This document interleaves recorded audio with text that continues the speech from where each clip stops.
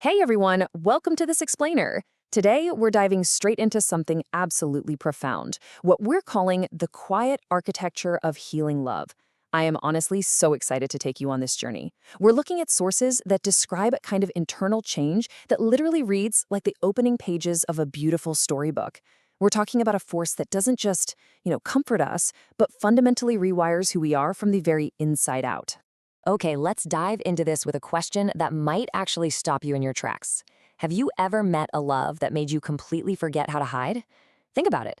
We spend so much of our lives building these massive walls, constructing heavy defenses, constantly managing how everyone else sees us.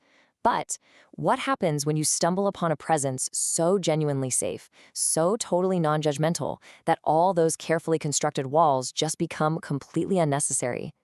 The texts we're exploring today propose this fascinating idea. Love can transform a person so deeply that they actually no longer recognize their old self. I mean, imagine looking back at the person you used to be. Someone maybe living in constant fear or just wrapped up in confusion, carrying around this incredibly heavy weight of bitterness or emptiness. The transformation we're talking about here doesn't happen because someone pointed a finger and demanded you be perfect. No, it happens because this very specific, quiet kind of love began gently teaching you how to live entirely differently. Which brings us to section 1, hidden wounds in the dark, and what happens when light finally enters the room. To really wrap our heads around how this works, think about what happens when light gently spills into a room that's been kept in the dark for way too long. It doesn't bust down the door, right? It just softly illuminates what's already sitting right there. At first, it's just comforting, but over time, it starts uncovering the things you've hidden deep down. It shines a light on those old wounds that never quite closed up, those unhealthy thinking patterns, and that terrifying fear of being vulnerable. It reveals the anger you so cleverly disguised as strength and that deep pain you convinced yourself literally no one could ever understand. But here is the absolute secret to this. Real love doesn't ignore those dark places. It gently touches them and whispers, you know what? You do not have to stay this way forever. Now we move to section 2, the urge to flee and facing the sheer fear of being seen. Because here is where the journey gets genuinely difficult. We really have to talk about the intense challenge we go through to actually accept this love, rather than just bolting for the nearest exit. I mean, when you've been sitting in the dark for years, a sudden light is blinding. So why do we run from it? Well, psychologically speaking, vulnerability triggers the exact same fight or flight response in our brains as physical danger. It's wild, but true. When genuine love starts drawing out our deepest secrets and seeing us for who we really are, it feels incredibly dangerous. We run because we're terrified that if we are truly seen, flaws, weirdness, wounds, and all, we'll be abandoned. Our survival instinct kicks into overdrive, and we try to reject the love before it even has a chance to reject us. It's like a massive battle takes place right inside us. On one side, we've got the heavy armor of the defenses we built. We're talking fear hiding behind a thick wall of pride, anger masking deep disappointment, and this profound loneliness that we dress up and confidently call independence. But then, on the other side, is the reality of true love. And the crazy thing is, it doesn't fight your defenses with weapons. It entirely disarms them with tenderness. It draws the sadness out by the roots and helps heal what was wounded, all without demanding a single thing in return. It essentially just outlasts your urge to run away. Moving on to section 3, love's quiet arrival and healing through time. Let's move to the timeline and see how this actually builds. Because this kind of transformative love, it is rarely instant. It arrives quietly to heal us slowly, revealing who we were actually becoming underneath all that hurt. Transformation happens in these tiny, almost imperceptible shifts. First, it's just a moment, maybe a single conversation that suddenly completely changes your perspective. Then, during a really difficult season, it's that quiet support exactly when you need it the absolute most. Next comes an unexpected day where you receive forgiveness you definitely didn't think you deserved. And over time, it's the profound, life-altering experience of someone believing in your growth while you were still just barely learning how to believe in yourself.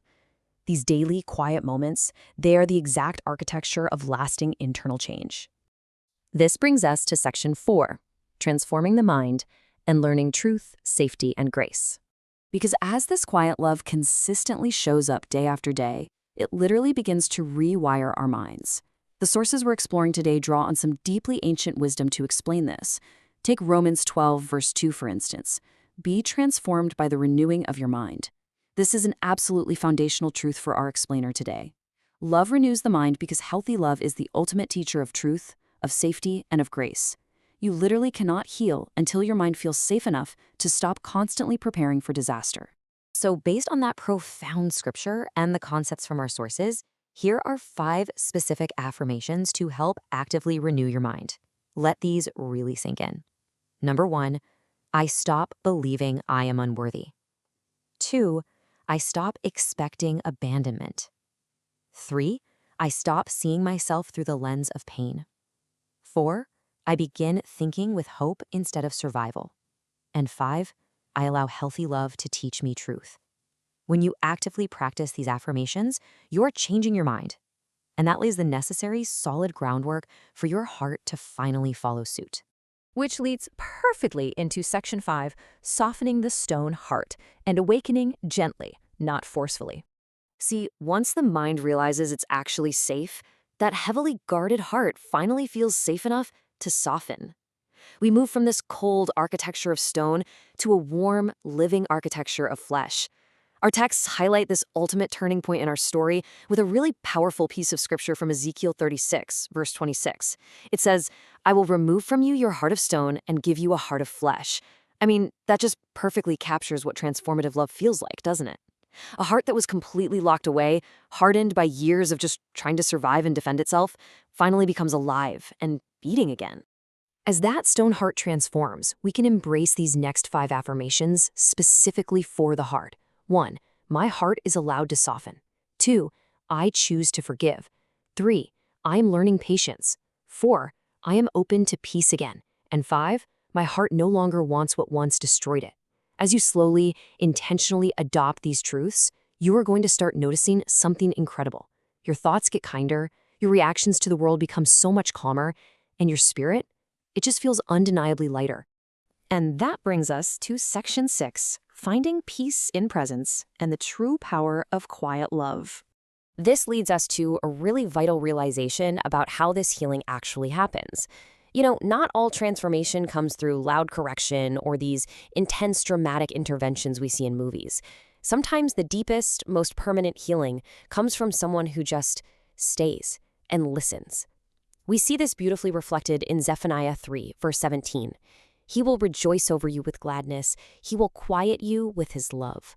What a stunning concept. A love that completely understands your silence. A love that doesn't demand you exhaustingly explain your pain, but simply sits with you in it and loves you carefully until that raging storm inside you finally becomes quiet. Let's look at 5 final affirmations, this time for peace, based entirely on this kind of quiet love. First, I embrace love that is present, not loud. Second, I allow my spirit to breathe again. Third, I trust the love that stays and listens. Fourth, I am safe enough to soften in my silence. And fifth, I let go of the pain I carried in silence. When you finally allow yourself to experience this, it's honestly like a love that makes your very soul dance before your body even moves. So the crucial point is this. As our quote says, it healed through presence, not pressure. That right there is the beautiful, non-demanding architecture of this entire healing journey. It pulls the sorrow right out by the roots without ever once asking for the spotlight. It doesn't force you to change, it just provides a completely safe environment where that change is finally actually possible.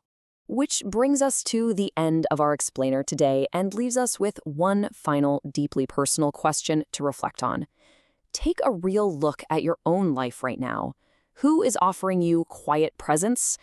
And are you finally ready to stop running?